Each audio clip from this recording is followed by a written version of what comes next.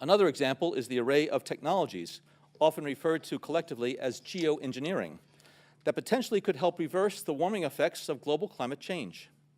One that has gained my personal attention is stratospheric aerosol injection, or SAI, a method of seeding the stratosphere with particles that can help reflect the sun's heat in much the same way that volcanic eruptions do.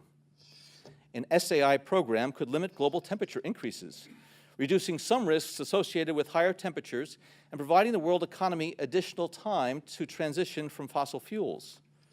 This process is also relatively inexpensive. The National Research Council estimates that a fully deployed SAI program would cost about $10 billion yearly.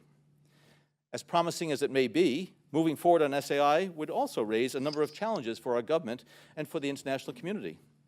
On the technical side, greenhouse gas emission reductions would still have to accompany SAI to address other climate change effects, such as ocean acidification, because SAI alone would not remove greenhouse gases from the atmosphere. On the geopolitical side, the technology's potential to alter weather patterns and benefit certain regions of the world at the expense of other regions could trigger sharp opposition by some nations.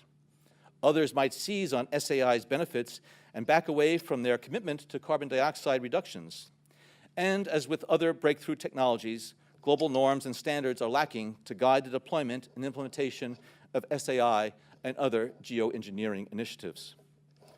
Now, I could go on and on and on.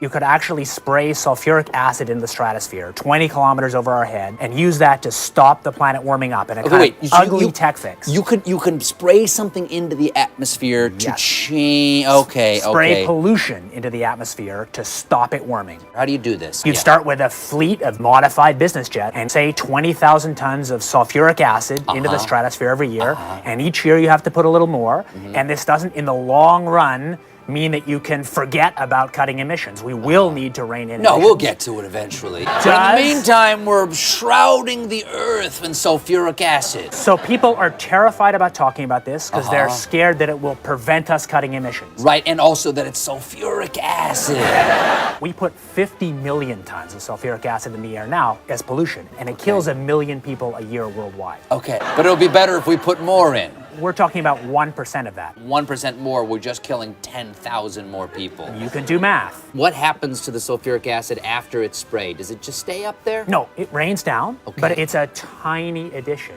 to what we're already doing. Is there any possible way this could come back to bite us in the end? It actually turns out to be an old idea. This was known since President Johnson. You ever look at those planes up there? They have contrails behind them. Maybe all those planes are the contrails. Maybe they're actually spraying chemicals into the atmosphere right now, and Uncle Sam isn't telling us. Seems extremely unlikely. That the United States is not telling something to its citizens? That seems extremely likely to me. Read the newspaper. I think they might have your idea already.